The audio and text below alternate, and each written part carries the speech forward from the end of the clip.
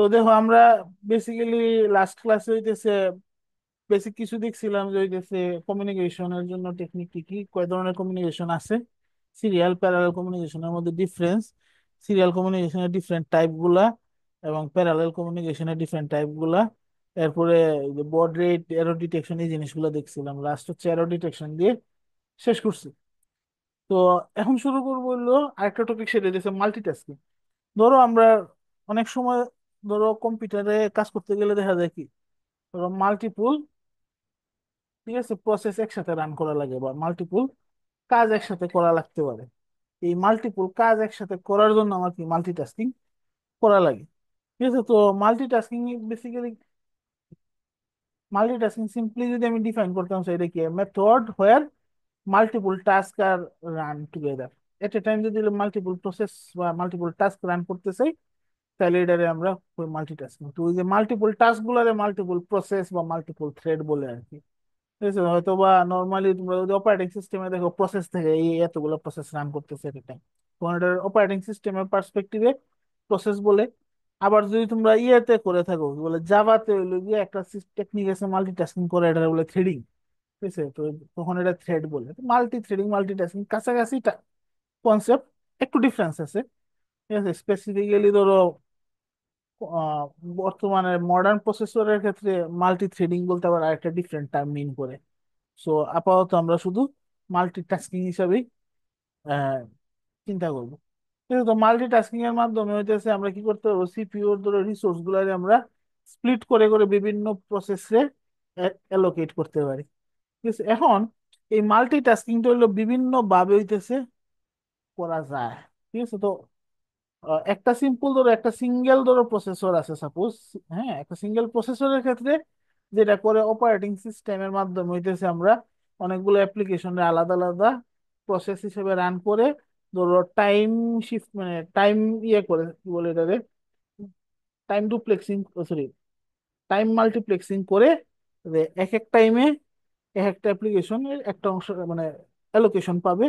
তো ধরো সাপোজ 10টা টাইম দিলাম, মানে 10টা অ্যাপ্লিকেশন রান করতেছে, তাহলে আমি পুরো প্রসেস টাইমটারে 10টা টুকরা টুকরা করে প্রতি, ধরো সাপোজ 1 সেকেন্ডে, তাহলে 100 মিলি সেকেন্ড করে করে এক একটা অ্যাপ্লিকেশন বা এক একটা প্রসেসে পাবে। তো প্রথম 100 মিলি সেকেন্ড একটা প্রসেস রান করলো, পরের 100 মিলি সেকেন্ড আর একটা প্রসেস রান করলো, এইভাবে কি হইতেছে মাল্টিপল প্রসেস আমরা রান করাইতে পারি। ঠিক আছে, এটা হলো কি একটা টেকনিক। এখানে আমার কি একটা সিঙ্গেল, ঠিক আছে, ইয়ে থাকে কি বলে প্রসেসর থাকে, একটা সিঙ্গেল প্রসেসরের উপর এই যে মাল্টিটাস্কিংটা পুরাটা হচ্ছে হ্যান্ডেল করে দিতেছে কি আমাদের অপারেটিং সিস্টেম। তোমরা যারা অপারেটিং সিস্টেম কোর্স করে ফেলছো, অপারেটিং সিস্টেম কোর্সে এগুলো ডিটেলস হইতেছে হয়তো পাইছো অলরেডি তোমরা। ঠিক আছে, এখন মাল্টিটাস্কিং এর ক্ষেত্রে ধরো শিডিউলিং এর স্ট্র্যাটেজিস আছে। তো এগুলো অপারেটিং সিস্টেমের বিষয়, এখানে ধরো হইলো আমরা আসলে, ঠিক আছে, এত বেশি ইনডেপথ যাওয়ার কোনো সুযোগ নাই। ঠিক আছে, তো মাল্টিটাস্কিং এর শিডিউলিং এর জন্য হইতেছে অনেকগুলা ডিফারেন্ট স্ট্র্যাটেজি আছে। এর মধ্যে একটা স্ট্র্যাটেজি হইতেছে ধরো মাল্টি প্রোগ্রামিং সিস্টেম থাকতে পারে। যে মাল্টি প্রোগ্রামিং সিস্টেম থাকে সেক্ষেত্রে হইতেছে কি, ধরো এটা হলো কি অনেক পুরানা দিনের টেকনিক আর কি। ঠিক আছে, ধরো আগের দিনে যখন হচ্ছে প্রোগ্রাম হচ্ছে সেট টাইপের মধ্যে রেকর্ড করা থাকতো, তাহলে different different program different different টাইপে, বা ইভেন ধরো floppy disk, different different floppy disk different different program থাকতো। আমার এক এক সময় এক একটা ফ্লপি ডিস্ক রান দিয়ে আমি আমার মানে স্পেসিফিক টাস্ক রান করলাম। তাহলে এটা কি একদম প্রিমিটিভ ওয়ে, যে জাস্ট হইলো যখন যে প্রোগ্রাম দরকার ওই প্রোগ্রামটা রান করতেছি আমি, একই সুবিধা হইতেছে, একই কম্পিউটার সিস্টেমে মাল্টিপল ডিফারেন্ট কাজ করাইতে পারতেছি, বাট এট টাইম করাইতে পারতেছি না। এটা একদম প্রিমিটিভ ওয়ে। আরেকটা ওয়ে আছে হইলো গিয়ে কি টাইম শেয়ারিং টেকনিক, সেটা হইলো গিয়ে কি ইভেন মডার্ন প্রসেসর গুলো টাইম শেয়ারিং টেকনিকটা ইউজ করে। ঠিক আছে, আগের দিনেও এটা করতো, এখনো এটা করে। তো মাল্টিটাস্কিং যখন হয়, টাইম শেয়ারিং যখন করে, একটা জিনিস খেয়াল করবা যে এট এ টাইম একটা প্রোগ্রাম রান করতে হবে সিঙ্গেল প্রসেসর যদি হয়। ঠিক আছে, তাইলে এট এ টাইম যেহেতু একটা ইনস্ট্রাকশন এক্সিকিউট করা যায়, একটা মানে প্রসেস রান করা যায়, তাইলে কি করতে পারবে না সে হইলো আহ, একটা ধরো সাপোজ প্রোগ্রামে তুমি ক্রিটিক্যাল কিছু দিয়ে দিলা যে টাইম কাউন্টিং করতে হবে, এই টাইম কাউন্টিং এর প্রবলেম হইতে পারে। ঠিক আছে, এই ধরনের একটা প্রবলেম হলো, কারণ সে রিয়েল টাইমে কাজ করে না। টাইম শেয়ারিং সিস্টেম আমরা রিয়েল টাইম কাজ করতে পারবো না। রিয়েল টাইম কাজ করার জন্য আমাদের আলাদা ধরনের সিস্টেম আছে, রিয়েল টাইম সিস্টেম ডেভেলপ করতে হয়। যেমন আমরা ধরো ইয়েতে যেটা কি বলে আরডিনোতে যখন কাজ করি আমরা মাইক্রো কন্ট্রোলারে, এটা যে কোড গুলা করি এটা কাইন্ড অফ রিয়েল টাইম কাজ। কারণ সে একটার কাজই একটা টাস্ক একসাথে রান করতেছে, এবং টাইমিংটা অনেক ইজি হয়। সেম কাজটা যদি তুমি ধরো সাপোজ ওই যে এলইডি ব্লিঙ্কিং এর কাজটা তুমি যদি ডাইরেক্ট হচ্ছে আমরা উইন্ডোজ পিসি থেকে করতেছ, তাহলে দেখো টাইমিং ঠিক মতো ম্যাচ হইতেছে না, ঝামেলা করতেছে। ইভেন আরডিনোতেও ঝামেলা করবে, বিকজ আরডিনোর হলো একদম ট্রুলি মাইক্রো কন্ট্রোলার লেভেলে, একদম মেশিন লেভেলে কাজ হয় না দেখে হয়তো একটু ঝামেলা করবে। কিন্তু তুমি যদি নর্মাল কমপ্লেক্স অপারেটিং সিস্টেমে সেম কাজটা করতে চাও, এটা রান করতেছে না। তো স্পেসিফিক রিয়েল টাইম কাজের জন্য আবার কি রিয়েল টাইম সিস্টেম ইউজ করতে হয়, রিয়েল টাইম সিস্টেমের আলাদা অপারেটিং সিস্টেম থাকে। একটা নাম শুনে থাকতে পারো, আরটিওএস। আরটিওএস রিয়েল টাইম অপারেটিং সিস্টেম আর কি, ঠিক আছে। তো এটা গেল হইতেছে কি মাল্টিপল টাস্ক সিঙ্গেল প্রসেসরে রান করার কিছু ওয়ে, টেকনিক। এখন আরেকটা সিস্টেম আছে, সেটা হলো মাল্টি প্রসেসিং। সেটা দিচ্ছে কি মাল্টিপল প্রসেসর আমরা রান করাবো। তো মাল্টি প্রসেসিং এ কি হয়, এট এ টাইম একটা সিস্টেমে মাল্টিপল প্রসেসর আছে। যেমন ধরো আমরা নর্মালি কাজ করার ক্ষেত্রে একটা সিপিইউ আছে, একটা জিপিইউ আছে। তুমি গেমিং রিলেটেড, গ্রাফিক্স রিলেটেড যত কাজ আছে এটা তুমি কি করলা, তোমার জিপিইউ রে হ্যান্ডেল করে দিলে, মানে জিপিইউ রে অ্যাসাইন করে দিলে, জিপিইউ প্রসেসটা হ্যান্ডেল করলো। আর normal mathematical operation CPU handle করলো। তাহলে এখানে মাল্টিপল প্রসেসর কাজ করে। এরকম মাল্টি প্রসেসর সিস্টেম তৈরি করতে পারি। মাল্টি প্রসেসর সিস্টেমে কি হইতেছে, মাল্টিপল, ঠিক আছে, প্রসেসর রান করবে। এখন একটা জিনিস খেয়াল করতে বোঝা না, আমাদের এখন যে মডার্ন যে আমরা প্রসেসর ইউজ করি, এই প্রসেসর কিন্তু মাল্টিপল কোর আছে না, ওই কাইন্ড অফ প্রতিটা কোর কিন্তু এক একটা আলাদা প্রসেসরের মতোই কাজ করে। মানে সিঙ্গেল সিপিইউ বসাইলেও এটার ভিতরে কিন্তু অনেক আলাদা আলাদা প্রসেসর আছে। অনেকগুলো সিপিইউরই, মানে নর্মাল সিপিইউ অপারেশনেরই জন্য মাল্টিপল কোর থাকতে পারে। ঠিক আছে, যেমন মডার্ন যে ইয়েগুলো আছে একদম লেটেস্ট জেনারেশনে যাও, একদম তুমি লো এন্ডে গেলেও তুমি দেখা যাচ্ছে কি মোবাইলের অপারেটিং সিস্টেম গুলাতে 8টা কোর 10টা কোর দিয়ে দিতেছে, মোবাইলের চিপ গুলাতে। তো এখানে 10টা কোর কিন্তু 10টা আলাদা প্রসেসর। আবার এট দ্য সেম টাইম তুমি যখন যখন হলো মোবাইলের একটা প্রসেসর, মানে মোবাইলের যে এটা তার প্রসেসর এখন বলে না, এটা বলে SOC, system on a chip. এই সিস্টেম অন এ চিপের ভিতরে আবার কি গ্রাফিক্সও আছে, জিপিইউ আছে, সিপিইউ আছে, অনেকগুলা কোর, জিপিইউ এর অনেকগুলা কোর আছে। তার মানে কি অনেকগুলো প্রসেসর কিন্তু প্যারালালি রান করতেছে।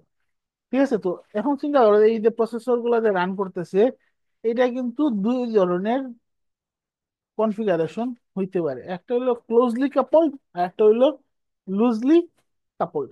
ঠিক আছে, ক্লোজলি কাপলড কোনটা, যেমন ধরো আমরা একটা সিপিইউ ডাই বা এসওসির ভিতরে অনেকগুলো প্রসেসর আছে, সবগুলো কিন্তু ইন্টারনালি, তার ইন্টারনাল যে আলাদা মেমোরি বাস থাকবে, ওই বাসগুলো ইন্টারনাল ডাটা বাসগুলা ওইগুলো অ্যাক্সেস করবে। সবগুলো মিলে সেন্ট্রাল হইতেছে এক্সটার্নাল ডাটা বাসের সাথে কানেক্টেড আইবে, কানেকশন আইবে।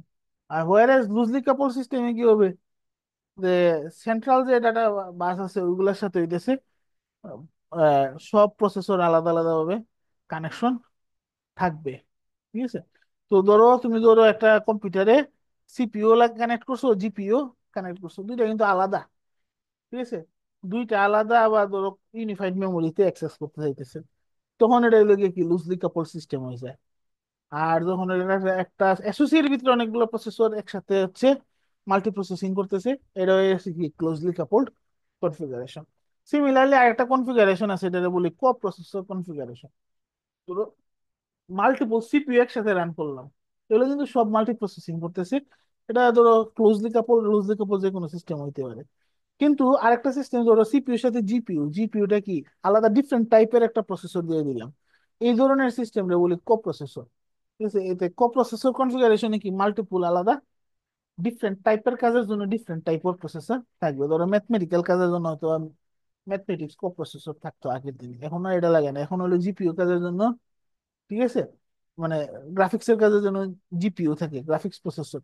আবার বর্তমানে এখন হলো গিয়া নতুন, ঠিক আছে, ট্রেন্ডি জিনিস হইলো যে মেশিন লার্নিং এর কাজ করানোর লাগে নিউরাল প্রসেসর আলাদা করে থাকতে পারে। এগুলো হইতেছে যখন মাল্টিপল এরকম ডিফারেন্ট টাইপ অফ প্রসেসর একসাথে কানেক্ট করলাম, তাহলে এটা হয়ে গেল ক প্রসেসর কনফিগারেশন। ঠিক আছে, তো এখানে দেখো একটা জেনারেল আইডিয়া দেওয়া হয়েছে 8086 এর পার্সপেক্টিভে। 8086 প্রসেসর, তার সাথে একটা 8087। 8087 হইলো মানে ম্যাথমেটিক্যাল কাজের জন্য আলাদা কোপ্রসেসর, ম্যাথমেটিক্স কোপ্রসেসর। তো এনে দেখো 8086 এর সাথে এক্সটার্নালি 8087ও কানেক্টেড আছে। এই সবের হচ্ছে আলাদা আলাদা হয়তো সেম ক্লকে রান করতে পারে, বা তাদের নিজস্ব আলাদা ডিফারেন্ট ক্লক থাকতে পারে, কোনো প্রবলেম নাই। এই ক্লকের সাথে হইতেছে বাস কন্ট্রোল লজিক একটা থাকবে, মানে এই লজিক এই সার্কিটের কাজ কি, যে কোন সময় কোন প্রসেসরে হচ্ছে কাজ করতেছে, কোন প্রসেসর মেমোরি বা আইও অ্যাক্সেস পাইতেছে, ওটা কন্ট্রোলিং করার জন্য হইতেছে, ওইটা ডিটারমাইন করার জন্য এই বাস কন্ট্রোল লজিকটা ইউজ হয়। তো এই বাস কন্ট্রোল লজিক হইতেছে কি, তোমার যে এক্সটার্নাল যে সিস্টেম বাস আছে, মেমোরি বাস, আইও বাস, ডাটা বাস, এগুলোর সাথে অ্যাড্রেস বাস, এগুলোর সাথে কানেকশন দিয়ে হইলো প্রসেসর গুলারে কোন সময় কোন প্রসেসর কানেকশন পাইতে হবে এই কন্ট্রোল করবে বাস কন্ট্রোল লজিক সার্কিটে। স্যার একটা হ্যাঁ প্রশ্ন বলো। করতাম স্যার। স্যার আর্ডিনোটা কি তা স্যার, মাল্টি প্রসেসর না না, মাল্টি এটা tasking? Single processor, single processor. Single sir. হ্যাঁ, আর যদি মাল্টিপল আরডিএন একসাথে রান করাইতেছো, তখন হয়ে যাবে এটা কি কো প্রসেসর স্যার আর্ডিনো বা রান করার সময় মাল্টি এগুলো প্রসেসর। এও দেখায় না রে স্যার, যেমন ধরো স্যার অত বিট রানিং ওর স্যার এই জিনিসটা স্যার। বুঝছি না তোমার কথাটা। আর্ডিনো রান করার সময় স্যার, মানে কোড সময় আপলোড আপলোড দিই স্যার। করার সময় পরে যে এত বাইট ও রান জি হইব, স্যার, অফ এটা হলো অফ গিয়ে অফ। তোমার দুইটা জিনিস আছে। একটা হলো গিয়ে তোমার যে কোড লেখছো, কোডের সাইজ কত, এটা ফ্ল্যাশের সাইজ দেখাইবো। আর একটা হইতেছে কোড রান করার সময় তোমার র্যাম কতটুকু লাগবে, ওইটাও দেখাইবো। ঠিক আছে, দুইটাই একসাথে, দুইটাই লেখা দেখায়। মানে ডিপেন্ড করবো স্যার কোন সময় কোনটা করবো। না না, দুইটাই দেখাইবো তোমার, যে নিচে বুঝছি দেখায় তো দুটোটাই দেখা তোমার। ফ্ল্যাশ সাইজ কত ওইটাও দেখাইবো, আবার তোমার র্যাম বুঝছি কতটুকু ইউটিলাইজ হইতেছে এটাও দেখাইবো। তো বুঝছি বড় স্যার। কোড করলে হয়তো বা ধরা খাই দিতে হবে যে র্যামে খাবার দিতেছে না, এরকম হইতে পারে আর কি। বুঝছি স্যার।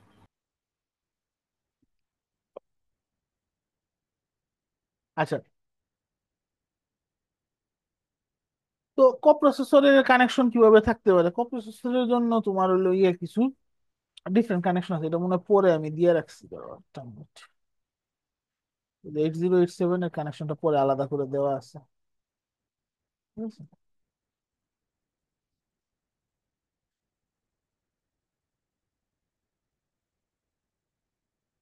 তো কোপ্রসেসরের জন্য কিছু স্পেসিফিক পিনের মাধ্যমে হইতেছে কানেকশনটা দেওয়া হয়। তো এর মধ্যে হইলো গিয়া টেস্ট পিন আছে, রিকোয়েস্ট পিন আছে, আর কিউ যেটা রিকোয়েস্ট স্ল্যাশ জিটি, তারপরে QS0 QS1, এইগুলা পিনের মাধ্যমে হইতেছে মেইনলি কানেকশনটা দেওয়া হয়। তো QS0 QS1 এগুলো হইতেছে তোমার হলো গিয়া কিউ যে আছে, কিউর ঠিক আছে স্ট্যাটাস আইডেন্টিফিকেশনের লাগি লাগে। আর হলো RT/GT যে পিনটা আছে, এই পিনের মাধ্যমে হইতেছে বাস আরবিট্রেশন। বাস আরবিট্রেশন মানে হলো বাস অ্যাক্সেস কে করবে, ঠিক আছে, ওইটা নিয়ে, ওইটার জন্য, ঠিক আছে, এই পিনগুলো ইউজ হয় ডিটারমিনেশনের জন্য। আর একটা হইলো যে টেস্ট পিনের মাধ্যমে হইলো যে প্রসেসর কি কাজ করতেছে, বিজি আছে কিনা, আইডেল আছে, এটা হলো আইডেন্টিফাই করার জন্য টেস্ট পিন ইউজ করি। এই চারটা পিনের মাধ্যমে আসলে মেইনলি এই যে দুইটা প্রসেসরের মাধ্যমে কোঅর্ডিনেশনটা হয়ে থাকে ইউজুয়ালি। আচ্ছা, এখন দেখো loosely coupled are closely coupled. Closely coupled কি, দুইটা প্রসেসরের মাঝখানে ডিরেক্ট কানেকশন আছে, তারা ইউনিফাইড যে মেমোরি সিস্টেম বা আইও সিস্টেম, ওটার সাথে ডিরেক্টলি কানেকশন নেয়। তার মানে কি, তার আলাদা কোনো প্রসেসরের জন্য স্পেসিফিক মেমোরি আমরা অ্যালোকেট আলাদা করে করা থাকবে না, ইউনিফাইড মেমোরি অ্যালোকেশন থেকে অ্যাক্সেস নিবে সে। আর হোয়ারএস যদি আমি হইলো লুজলি কাপল সিস্টেমে দেখি, লুজলি কাপল সিস্টেমে কি প্রতিটা আলাদা আলাদা সিস্টেম মানে প্রসেসরের জন্য আলাদা আলাদা লোকাল মেমোরি থাকবে, লোকাল পেরিফেরাল ডিভাইস থাকবে, লোকাল বাস কন্ট্রোল লজিক থাকবে, সব কিছু থাকবে, সবাই সবগুলো ইন্ডিভিজুয়াল সিস্টেম থাকবে। ইন্ডিভিজুয়াল সিস্টেম বা মডিউল বলে অনেক সময়, ইন্ডিভিজুয়াল মডিউল গুলো হইতেছে কি আমার সেন্ট্রাল যে সিস্টেম বাস, ধরো মেমোরি, আইও, ঠিক আছে, ওইগুলোর সাথে কানেকশন পাবো। তো ক্লোজলি কাপল সিস্টেমটা হইতেছে বেশি হচ্ছে ইউজার কোন জায়গায় সুপার কম্পিউটার যখন ডিজাইন করে, সুপার কম্পিউটারে কি ইন্ডিভিজুয়াল ইন্ডিভিজুয়াল অনেকগুলো প্রসেসিং সিস্টেম, কম্পিটিশন সিস্টেম থাকে, সবগুলো হইতেছে কি মানে সেন্ট্রাল মেমোরি অ্যাক্সেস করে। তো অনেক বড় লেভেলের কাজ করতে গেলে এই লুজলি কাপল সিস্টেমটা হেল্প করে বেশি আর কি। আর ছোট লেভেলে কাজ করতে গেলে আমরা ডেস্ক মানে নর্মালি আমাদের ইন্ডিভিজুয়াল লেভেলের কাজগুলা ক্লোজলি লুজলি কাপল সিস্টেম দুইটাতেই সেম, খুব বেশি ডিফারেন্স হবে না আর কি। ঠিক আছে, বা ইন রিয়ালিটি কি হয় যে তোমার আসলে দুটা সিস্টেমের একটা কম্বিনেশনই হলো।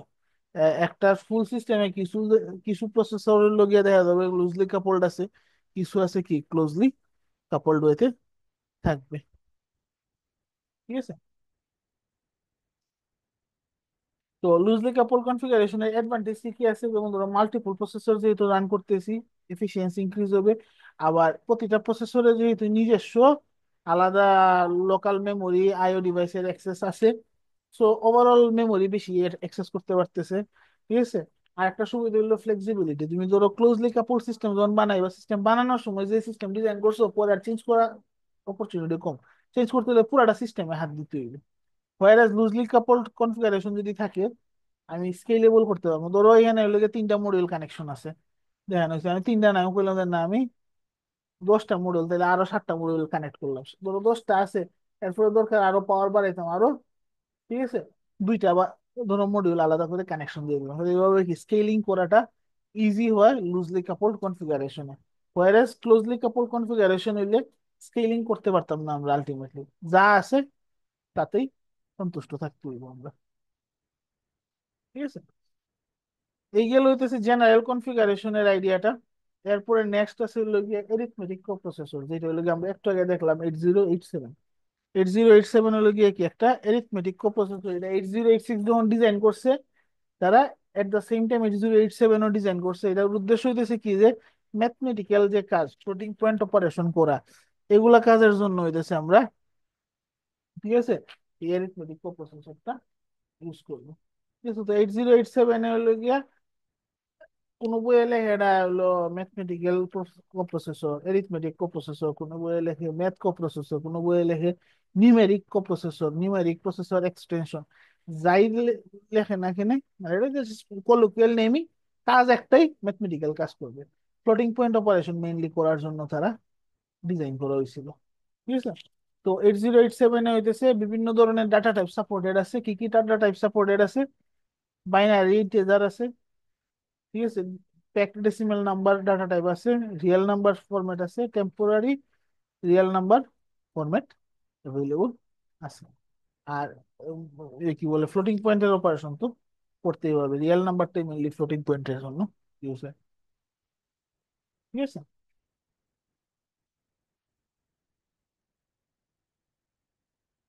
তো তার প্রসেসিং এর স্পিডটা কি এরকম হইলো যে নর্মাল 8086 থেকে 8086 যে তো লেগে অনেকগুলা ডিফারেন্ট কি হইতেছে তোমার ইনস্ট্রাকশন মানে ইমপ্লিমেন্ট করা লাগছে।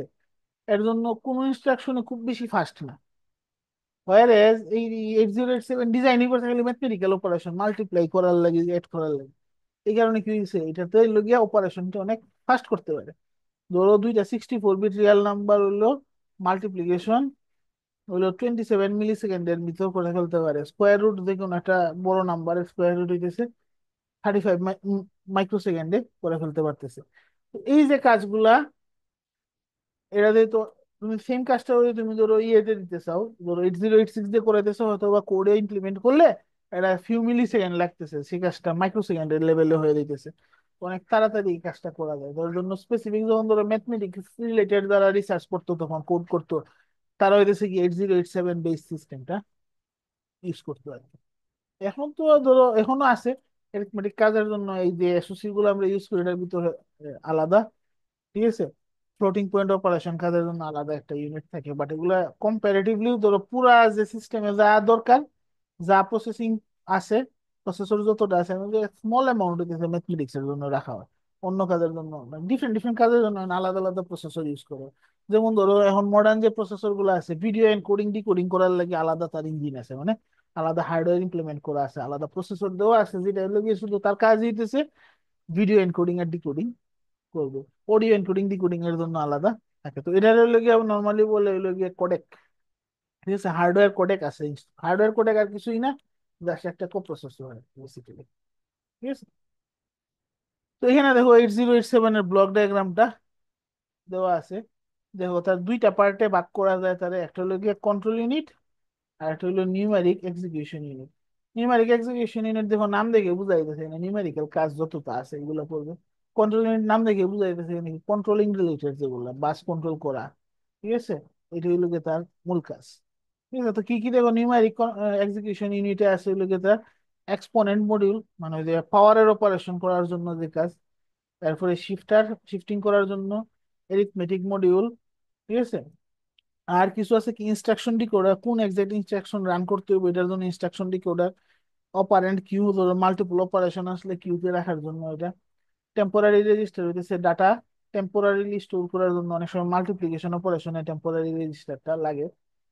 এরপরে হইতেছে স্ট্যাক আছে, ঠিক আছে। 80 বিট ওয়াইড স্ট্যাক, মানে একটা স্ট্যাকের প্রতিটা লোকেশনের সাইজ হলো 80 বিট, কিন্তু বড় নাম্বারে কাজ করার জন্য বড় স্ট্যাক ইউজ করা হয়েছে। নর্মালি আমরা যে 8086 এর যে স্ট্যাক, এটা কিন্তু সাইজ কত 8 বিট করে, বা সর্বোচ্চ 16 বিট একসাথে। আর হোয়ারেজ এখানে হচ্ছে 80 বিট একসাথে, ঠিক আছে। এরপরে দেখো কন্ট্রোল ইউনিটে কি আছে, তার কন্ট্রোল রেজিস্টার আছে, স্ট্যাটাস রেজিস্টার আছে। কন্ট্রোল রেজিস্টারের মাধ্যমে সে কি এক্স্যাক্টলি কি কাজ করবে এটা কন্ট্রোল হবে।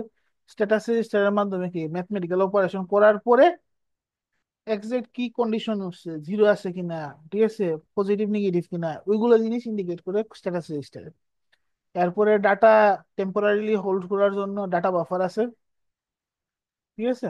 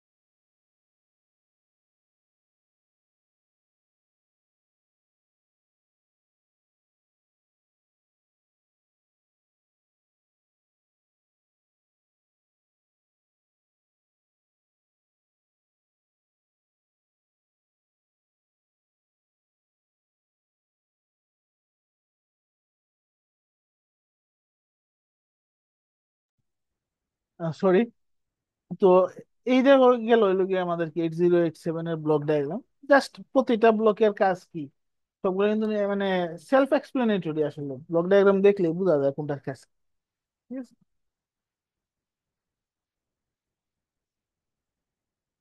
নেক্সট দেখো তার 8087 এর পিন আউটটা দেখিয়ে যদি আমরা, এখানে দেখো 40 পিনের আইসি, এটা 8086 এর মতো, এটাও 40 পিনের। এখানে কি কি আছে, বিসিসি পিন পাওয়ার সাপ্লাই দেওয়ার জন্য, ground pin power supply ground, AD15 থেকে AD0 এখানে অ্যাড্রেস ডাটা হইতেছে, মাল্টিপ্লেক্স বাস 8086 যেরকম সেম। এরপরে সেম A16 থেকে A19, যেটা কিনা আবার তার সাথে স্ট্যাটাস পিনও মাল্টিপ্লেক্স করা আছে, S6 থেকে S1 মনে হয় এটা দিতে বলছি, ঠিক আছে। না, S1 নয়, এটা হলো S3, ঠিক আছে, লিখতে বলে গেছি, ঠিক আছে। S6 থেকে S3, তো এগুলো হইতেছে কি অ্যাড্রেস বাস প্লাস স্ট্যাটাস পিন, ঠিক আছে। এরপরে দেখো BHE/S7, S7 তো হলো স্ট্যাটাস পিন, আর BHE হইতেছে কি বাস হাইয়া না বল, সে হলো গিয়া বাসের অ্যাক্সেস নিবে কিনা ওটার জন্য, ঠিক আছে। এরপরে INT হলো ইন্টারাপ্টের জন্য, ইন্টারাপ্ট INT, ঠিক আছে, এটার মাধ্যমে সে ইন্টারাপ্ট নিবে। তারপরে ধরো বিজি পিনের কাজ কি, ধরো 8086 যখন 8087 যখন নিজে কোনো অপারেশন করতেছে, বিজি আছে, তখন বিজি পিনে হাই সিগন্যাল দিয়ে রাখবে। তার মানে কি তখন হইলো গিয়ে তারে 8086 অন্য প্রসেসর পাবে না। যখন এই বিজি পিন লো থাকবে, ওই অন্য প্রসেসর তারে কাজ অ্যাসাইন করতে পারবে। বিজি পিন যদি হাই থাকে তাহলে কোনো কাজ অ্যাসাইন করবে না, ঠিক আছে। আর রেডি পিনের মাধ্যমে হচ্ছে ডাটা রিসিভ করতে যখন, ঠিক আছে, রেডি থাকবে 8087, তখন রেডি পিনে, ঠিক আছে, রেডি পিন দ্বারা ইনফর্ম করবে। রিসেট পিনের কাজ কি, নর্মাল আমার এই প্রসেসরটারে 8087 রে রিসেট করার লাগে ইউজ করার লাগে। এটা আবার কি হইতেছে, আমার যে সেন্ট্রাল যে রিসেট সার্কিটরি ক্লক জেনারেশন সার্কিটের সাথে ছিল ওইটার সাথে কানেক্টেড থাকবে, যাতে একসাথে লেগে পাওয়ার অনের সময় যখন রিসেট হবে সবগুলা আমার প্রসেসর একসাথে যাতে রিসেট হয়। সিএলকে পিনের মাধ্যমে হইতেছে কি, তার টাইমিং এর জন্য ক্লক ইনপুট দিবে। তারপরে QS1 QS0 এটা লইগে কিউ স্ট্যাটাসের জন্য ওই পিন গুলা লাগে। তো QS1 QS0 তে যদি 00 থাকে তাহলে কোনো অপারেশন নাই, 01 থাকলে অপ কোডের প্রথম বাইটের অপারেশন করতেছে, 10 থাকলে কিউটা এমটি ইন্ডিকেট করতেছে, দুইটাই 11 থাকলে অপ কোডের প্রথম বাইট ছাড়া অন্য কোনো বাইট বা সাবসিকুয়েন্ট কোনো বাইটের অপারেশন করতেছে আর কি। এরপরে দেখো RQ/GT রিকোয়েস্ট/গ্রান্ট পিন। ঠিক আছে, এটার মাধ্যমে তো একটু আগে বললাম যে এটার মাধ্যমে হইতেছে আমরা ইয়ে করে কি বলে আহ বাসের অ্যাক্সেস নেয়ার জন্য লাগে। তারপরে S0 S1 S2 এই তিনটা পিনের মাধ্যমে হইতেছে, ঠিক আছে, তার স্ট্যাটাস বলে। ঠিক আছে, এখানে কিউ লিখে ফেলা আছে, এটা শুধু স্ট্যাটাস আর কি। ঠিক আছে, ধরো S2 তে যদি 0 থাকে বা এটার কোনো ইউজ নাই, S2 তে যদি 1 থাকে বাকি দুইটা 0, এটারও ইউজ নাই। 101 থাকলে মানে কি মেমোরি রিড করতেছে, 110 থাকা মানে হইলো গিয়ে মেমোরি রাইট করতেছে, আর 111 থাকা মানে হইলো গিয়ে পেসিভ মোডে আছে। ঠিক আছে, তো এটাতে এত বেশি ইনডেপথে যাওয়ার দরকার নাই। ঠিক আছে, একটু অ্যাডভান্স টপিক যেহেতু, খালি হইলো গিয়ে আরেকটা জিনিস নিজেরা পড়বা, সেটা হচ্ছে 8255 প্রোগ্রামেবল পেরিফেরাল ইন্টারফেস। এটা আরেকটা আইসি, এটার মাধ্যমে হইতেছে কি আমরা মাল্টিপল আইও ডিভাইসের সাথে যখন কমিউনিকেশন করা লাগে এই আইসিটা লাগে। এটারও সেম ব্লক ডায়াগ্রামটা আর মোড অফ অপারেশন এই দুইটা জিনিস নিজেরা সেলফ স্টাডি করবা। ঠিক আছে, এই হইতেছে আমাদের লেকচার 11। স্যার একটু